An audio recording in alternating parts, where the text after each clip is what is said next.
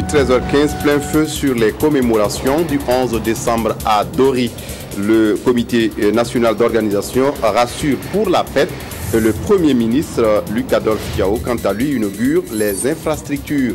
Et puis, à l'occasion du 11 décembre 2013, la télévision du Burkina vous propose un nouveau rendez-vous. En route pour Dori, un voyage dans l'univers des réalités des régions du Burkina à traverser avant le Sahel. On prend le départ dans cette édition. Mesdames, Messieurs, bonjour et ravi de vous retrouver. Pour ouvrir ce journal, donc, direction Dori, dans le Sahel du Burkina, où se déroulent les manifestations du 11 décembre 2013. Au premier jour des commémorations, une entrée en matière avec le point des préparatifs. Face à la presse, le comité national d'organisation, comment les populations vivent-elles la fête, quelles sont les mesures de sécurité, des questions mais des réponses avec Godefroy Bazier. Dans sa déclaration liminaire, le président du comité national d'organisation, le ministre Jérôme Bougouma, a souligné l'importance du thème des festivités de Dori et invité tous les Burkinabés à agir pour l'intérêt général. Le thème, la 53e commémoration de notre accession à la souveraineté nationale et internationale, est donc une invite à agir pour que l'intérêt général l'emporte toujours sur les intérêts particuliers. Les grands axes du programme des festivités de la fête nationale 2013 s'articulent autour des inaugurations de routes revêtues et de bâtiments administratifs. L'idée de la célébration tournante étant également d'impulser le développement économique des régions de Burkina Faso en les dotant d'infrastructures socio-économiques.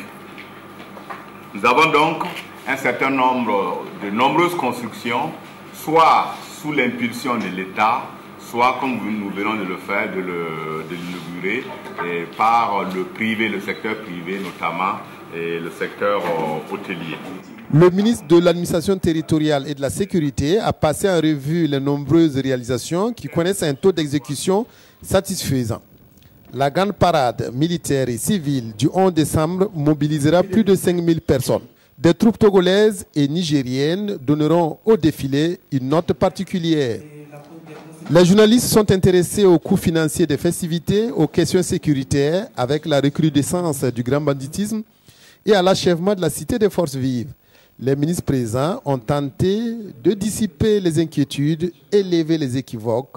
Rendez-vous est donné à Dori, devenue la perle du désert, une métamorphose digne des contes des Mille et une nuits.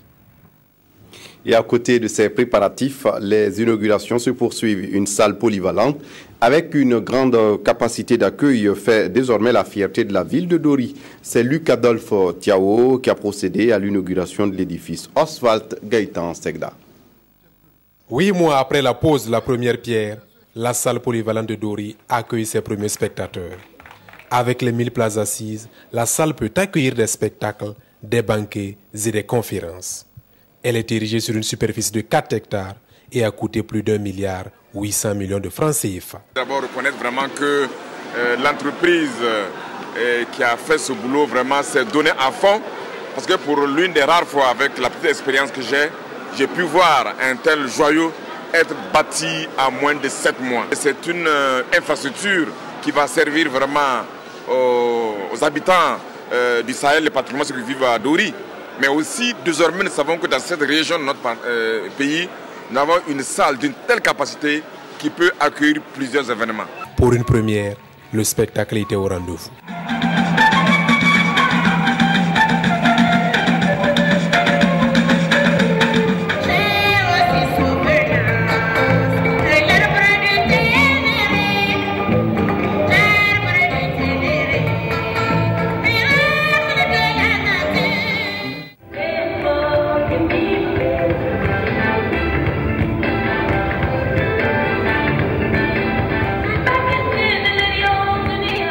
La cérémonie d'inauguration a permis de distinguer des personnes physiques et morales qui ont contribué à la réussite de certaines réalisations du 11 décembre. Du sport parmi les activités du 11 décembre 2013 à Dori, un cross populaire organisé pour mobiliser les forces vives de la région. L'objectif étant de faire du sport un vecteur de cohésion sociale. David Kafando. Le sport est un jeu, une éducation, un lieu de culture qui fournit l'occasion de l'élévation morale des peuples. Le cross populaire régional de Dori poursuit ce noble dessein et se veut le vecteur de la cohésion sociale, de la paix. L'épreuve du jour a réuni autour du gouverneur de la région les directeurs régionaux, les forces de sécurité, la société civile et la jeunesse de Dori. L'épreuve à surmonter est un parcours d'environ 3 km à travers les artères du secteur 5 de la commune de Dori. Cette initiative est une invitation faite à la population à toujours œuvrer main dans la main pour consolider l'union de la nation. La première nourriture du corps, c'est le sport. C'est pas le manger. Pour se développer, il faut être en bonne santé. Il faut la paix. Donc nous voulons donc lancer l'appel à tous les jeunes. Nous leur demandons d'avoir une bonne santé. Et la bonne santé passe par le sport. Après la course, une séance d'aérobic dans l'enceinte du lycée provincial de Dori. L'exercice collectif est un moment de détente. Faire le plein d'énergie, se ressourcer à J-7 de la célébration des 53 printemps de l'indépendance du Burkina Faso. Je vous le disais en titre, la télévision du Burkina vous propose un nouveau rendez-vous en route pour Dori, un programme qui vous fait vivre l'ambiance de la fête, mais surtout rend visible les réalités des régions traversées avant d'arriver à Dori pour la fête nationale. C'est Marguerite Douagneau qui se fait le plaisir de vous introduire dans cet univers des régions situées avant le Sahel du Burkina. On prend le départ avec elle dans ce premier numéro.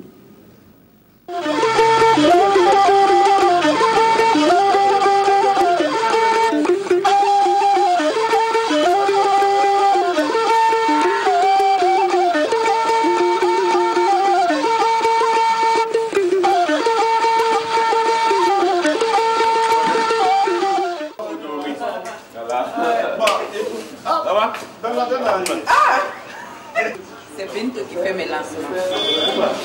Parce que c'est lui qui fait mes lancements. C'est pas que dans les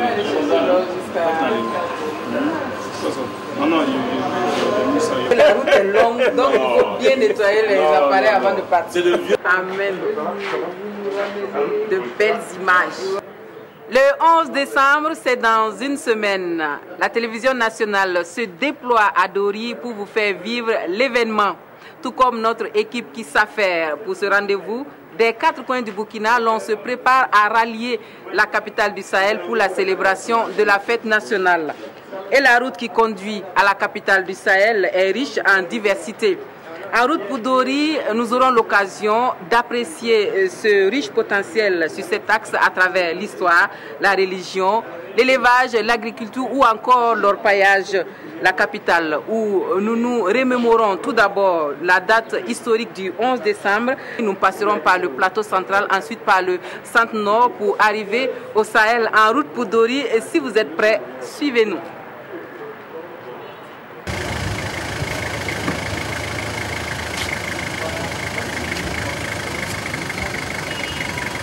Ok.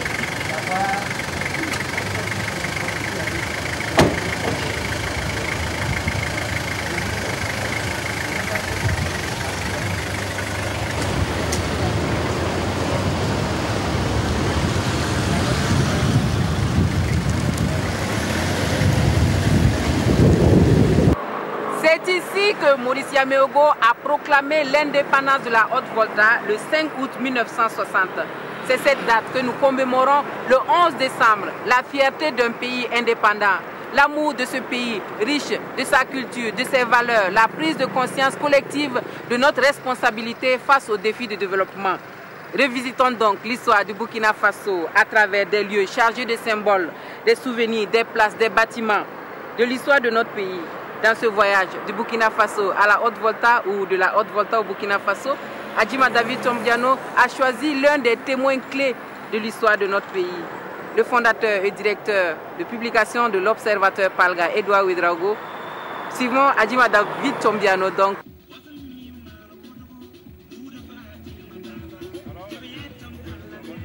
Edouard Ouédraogo a vu Ouagadougou grandir, passant des maisons en banco aux édifices modernes actuels. Chaque rue évoque des souvenirs, des événements, mais surtout un pan d'histoire de ce pays souvent insoupçonné. L'actuel siège de Ecobank est construit sur le site des anciens bureaux du Cercle, là où travaillait le commandant de Cercle. C'était le cercle de Ouagadougou. Et jusqu'à l'indépendance, c'était évidemment une bâtisse en banco. Et vous savez, le Moro Naba habite un peu plus loin. Et tous les vendredis, au temps colonial, le Moro Naba, accompagné de tous ses ministres, venait dire bonjour au commandant de cercle. Autant dire qu'il venait faire allégeance. Et quand il s'en retournait à son palais, il s'arrêtait à mi-chemin, quelque part, là où se trouve actuellement la station Total, sur l'avenue Bassawarga, pour se reposer. C'est pour ça que ce lieu-là s'est appelé Rimvoussé. Le marché central Rodouoko était à côté. L'actuelle place de la Nation, qui a été appelée ensuite place d'Armes, place de la Révolution, et aujourd'hui, place de la Nation. C'était le premier marché, le premier Rodouoko de Ouagadougou. Beaucoup de choses ont changé dans la physionomie de la capitale. La présidence s'est déplacée à Kossiam, laissant la place au premier ministère. L'ancien palais de la présidence serait destiné au Sénat. C'est de là que le président Maurice Yameugou a proclamé l'indépendance de la Haute-Volta, actuelle Burkina Faso. Et M. Edouard Ouédraogo était présent ce jour-là. C'est du balcon du palais de la présidence que l'indépendance a été proclamée dans la nuit du 5 août. Nous avions le sentiment que quelque chose changeait dans la mesure où déjà nous avions les attributs de la souveraineté. On avait un drapeau, on avait un hymne, on avait une devise. Et nos aînés, c'est-à-dire nos grands frères, qui étaient des fonctionnaires coloniaux, nous ont appris à prendre conscience de ce que nous étions devenus vraiment nous-mêmes.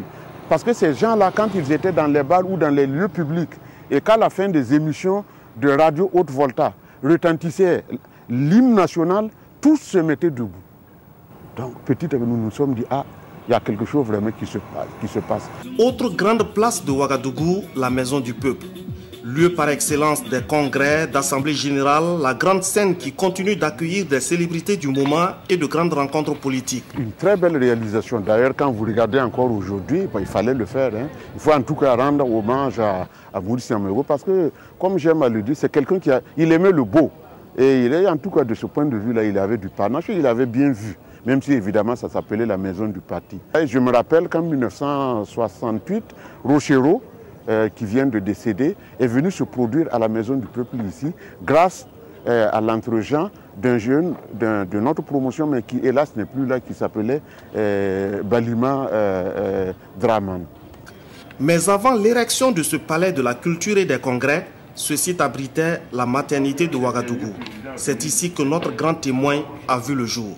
Toute cette zone-là, c'était l'hôpital de Ouagadougou, qu'on appelait l'ambulance de Ouagadougou. Et si mes souvenirs sont exacts, la Maison du Peuple a été bâtie sur les ruines de l'ancienne maternité, qui était totalement en banco. C'était, vu par mes yeux d'adolescent ou d'enfant, c'était en tout cas une bâtisse imposante, mais elle était en banco. Et prémonitoirement, moi je suis né là, le 12 octobre 1941. Je peux dire que je suis sur les lieux même de ma naissance. En face de la Maison du Peuple se dressait le siège social de l'ancêtre actuel de la Sonabel, ancienne Voltelec. Le tout premier site qui a géré l'eau et l'électricité à Ouagadougou était là et s'appelait Énergie AOF, sous une forme assez caractéristique que beaucoup de gens ont connue, qui s'appelait Énergie AOF. La place de la Nation a retrouvé son premier nom après avoir changé plusieurs fois de dénomination au gré des vicissitudes de l'histoire politique du Burkina. Elle a été rebaptisée Place de la Révolution, place du 3 janvier, qui rappelle le jour de la chute de Maurice Yameugou sous la pression du mouvement des travailleurs. Là encore, notre témoin était présent lorsque le peuple a appelé l'armée au pouvoir. En 1966, j'étais jeune étudiant de l'université de Ouagadougou ben, nous sommes en toute innocence. Hein. Bon, est-ce qu'on savait exactement ce qui se passait? Toujours est-il que nous étions nous aussi mobilisés, on était à la place de la nation. On est parti de là et puis on est remonté vers la présidence, on est allé jusqu'à la radio, on a contourné, bon, et puis après vers 16 h, on est revenu ici. Bon, quand la Musana est venue dire aux syndicalistes que le président était d'accord pour laisser tomber l'abattement de 20%, mais qu'en ce qui concerne les allocations familiales, il ne pouvait pas revenir en arrière. Bon, de toute façon, les gens étaient déjà chauffés à blanc. Ils ont dit non, même s'il laisse tout tomber, on ne veut pas, on n'en veut plus, on veut sa démission. Et j'étais là aussi à cette époque-là. Le général Sangoulé Lamizana, en prenant les rênes du pouvoir, n'a pas quitté sa résidence de chef d'état-major de l'armée voltaïque. La simplicité et la modestie de l'homme d'État frappent encore M. Ouédraogo. Même le président, on lui a demandé à un moment donné de rejoindre le palais de la présidence, mais l'homme était d'une modestie légendaire et il n'a jamais, en 14 ans de pouvoir, il s'est toujours contenté de son logement de chef d'état-major des forces armées voltaïques. Bon, vous savez qu'à l'époque, les problèmes sécuritaires n'étaient pas aussi corsés qu'aujourd'hui. Même à son lieu de travail, bon, on montait, on redescendait comme on voulait. Hein. Un seul édifice a gardé sa physionomie d'antan, le siège actuel de la grande chancellerie des ordres burkinabés. C'était le siège du pacte de défense de l'Union africaine et malgache qui avait pour secrétaire général Salfo Albert Balima, auteur de Légendes et histoires des peuples du Burkina Faso. En 1903, je crois que ça doit être en février 1963, il y a eu une grande réunion de tous les pays de l'UAM à Ouagadougou. C'est ça d'ailleurs qui a relancé, qui a en fait boosté le début, l'urbanisation de la ville, les bitumages, etc., la modernisation. Et ce bâtiment a été construit pour abriter un organisme qui a été créé à Ouagadougou et qui était chargé de connaître des problèmes de défense. Bien d'autres endroits sont chargés d'histoire, mais nous nous arrêtons là aujourd'hui en espérant les visiter avec vous très prochainement.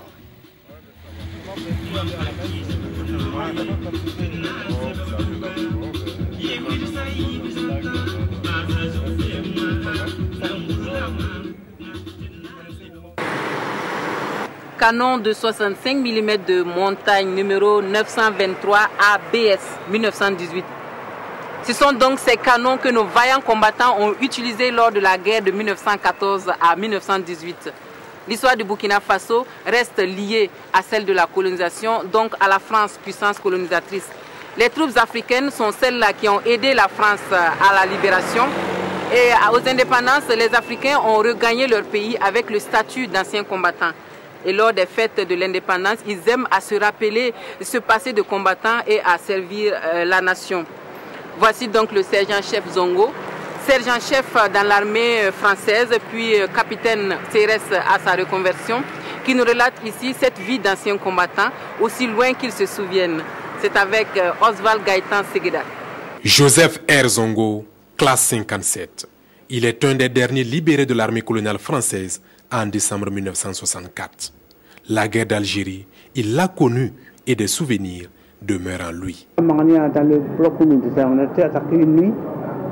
Mais Dieu merci, comme le bloc savait, il était de 60 et quelque chose en béton. Ils n'ont pas pu nous déloger, mais nous avons réussi à les faire partir. Et on a demandé l'artillerie qui était à 10 km de nous. Et ils ont envoyé les obus là dans les 4 coins. Et le matin, quand on est parti, on a ramassé quelques-uns quand même. On a eu l'armement, on a eu des cadavres. Et puis, là, c'était vraiment chaud. C'était d'ailleurs la première fois que je voyais un cadavre.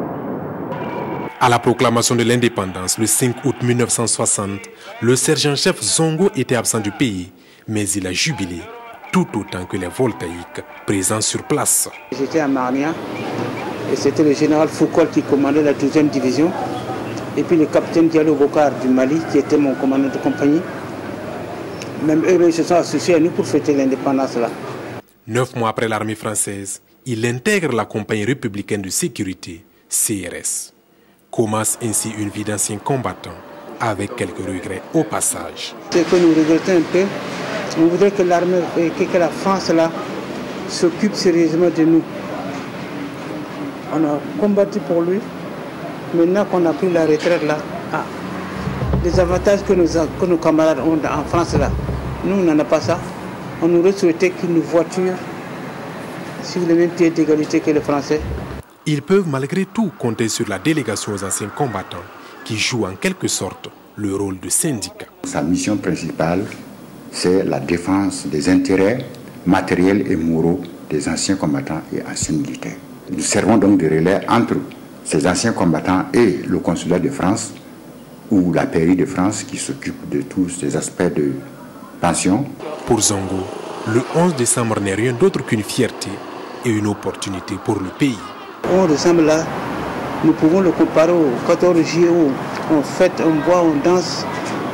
Et par la suite encore le 11 décembre, il y a beaucoup de choses qui se réalisent même dans notre pays ici. Ancien combattant, capitaine CRS à la retraite, il se souvient douloureusement de la crise militaire de 2011. On l'a vécu avec tristesse. Parce que c'est la première fois que nous voyons ici une armée qui se rebelle comme ça. Ils n'ont épargné personne, civils, leurs camarades de service même. Ils ont fait du mal. Donc ça là, nous ne souhaitons pas encore revoir cette situation-là au Burkina Faso. Malgré tout, l'avenir doit s'envisager sereinement et pourquoi pas en chanson. Allons enfants de la patrie, le jour de gloire est arrivé.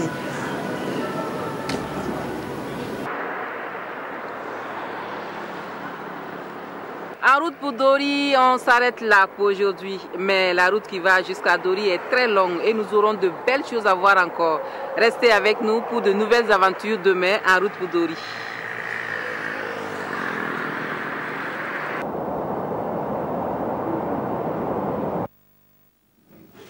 Merci à vous, Marguerite Douanieux. Merci à toute l'équipe qui vous accompagne pour Dori et bon voyage.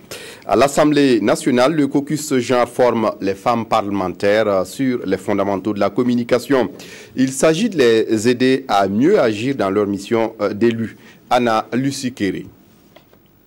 L'atelier sur le genre s'est-il à peine achevé qu'un autre atelier de formation initié par le réseau caucus genre de l'Assemblée nationale en collaboration avec le NDI, le National Democratic Institute, regroupait les membres de ces réseaux composés en majorité de femmes. Une rencontre axée sur la communication et l'interaction avec les médias. Car la communication, qui permet notamment d'informer, de sensibiliser et de convaincre l'auditoire, pour reprendre les propres termes de la coordonnatrice du réseau, demeure un axe stratégique dans l'exercice du pouvoir. De nos jours, elle occupe une place centrale dans les sphères publiques ou privées, politiques ou apolitiques, à but lucratif ou non lucratif.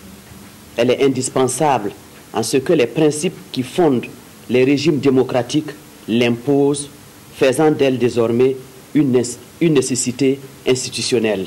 D'où la tenue de cet atelier de formation. Les meilleurs engagements, les meilleures compétences auront moins d'impact et de résultats si le message ne passe pas, si personne ne vous écoute. Dans votre travail de leader, de parlementaire, vous allez exposer, argumenter, négocier, débattre et surtout convaincre.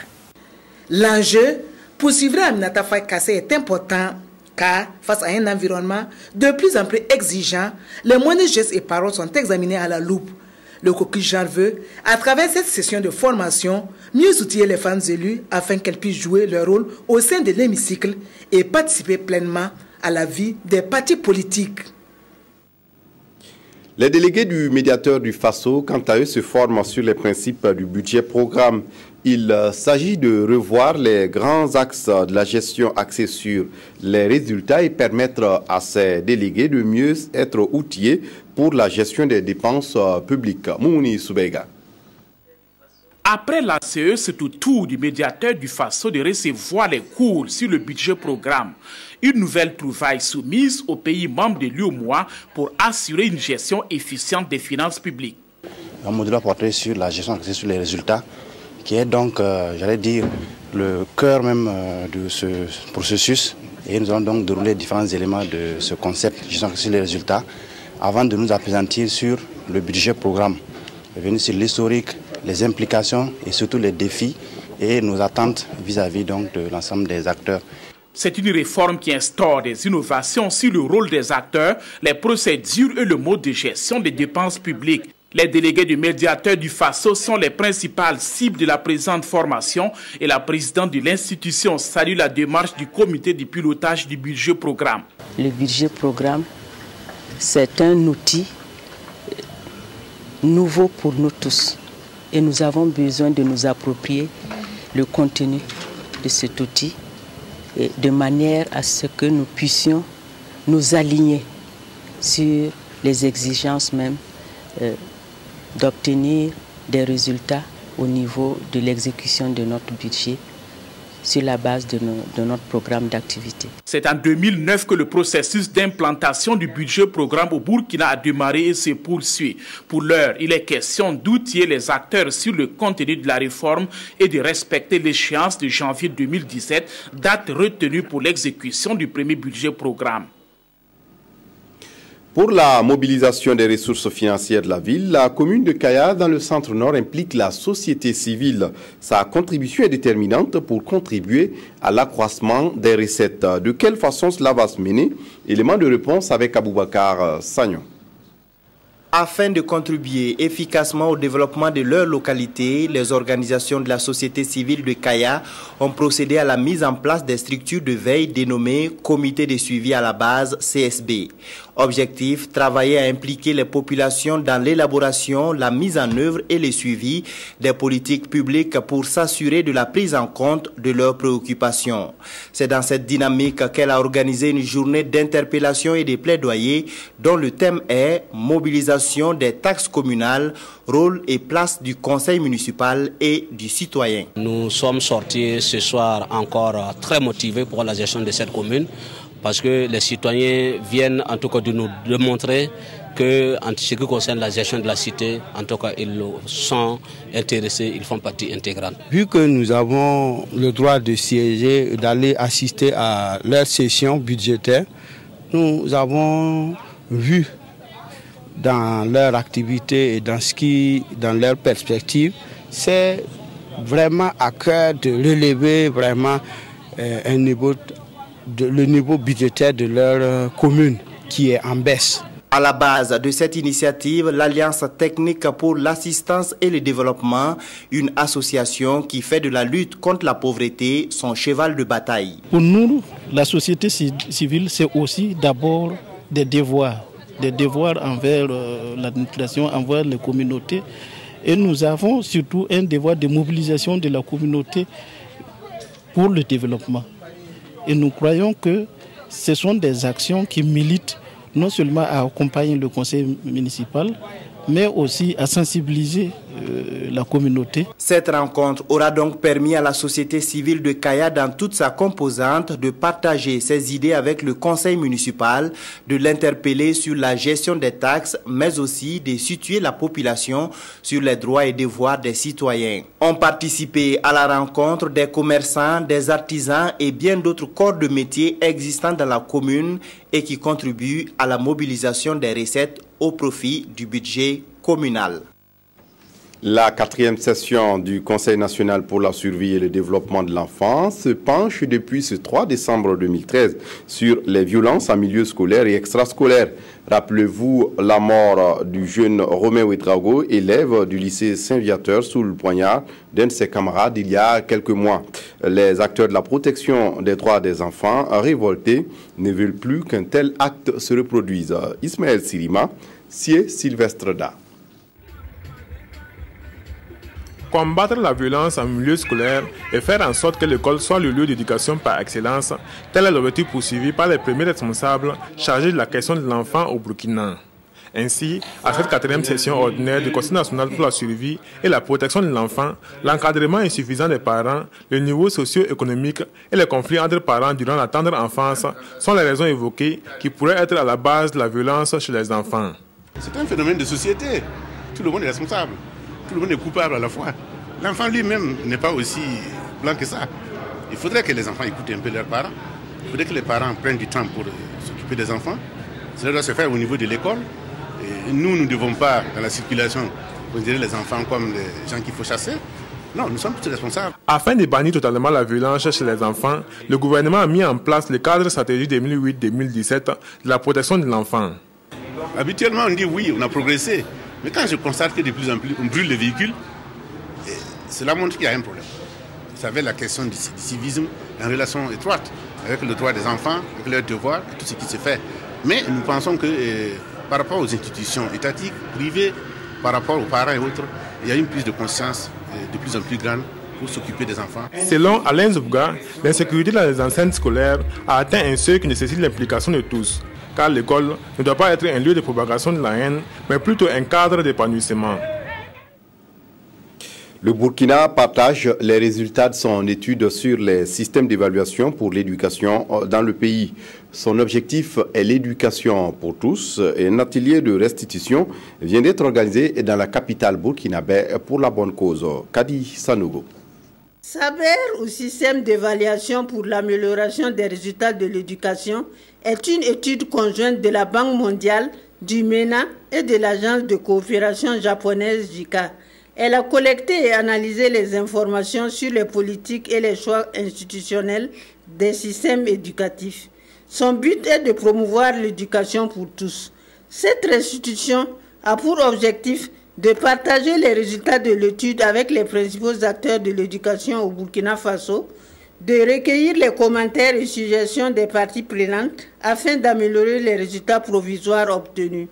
Pour ce faire, nous voudrions bien évaluer c'est l'impact de la mise en place et l'opérationnalisation des COSIES pour améliorer la qualité de l'éducation.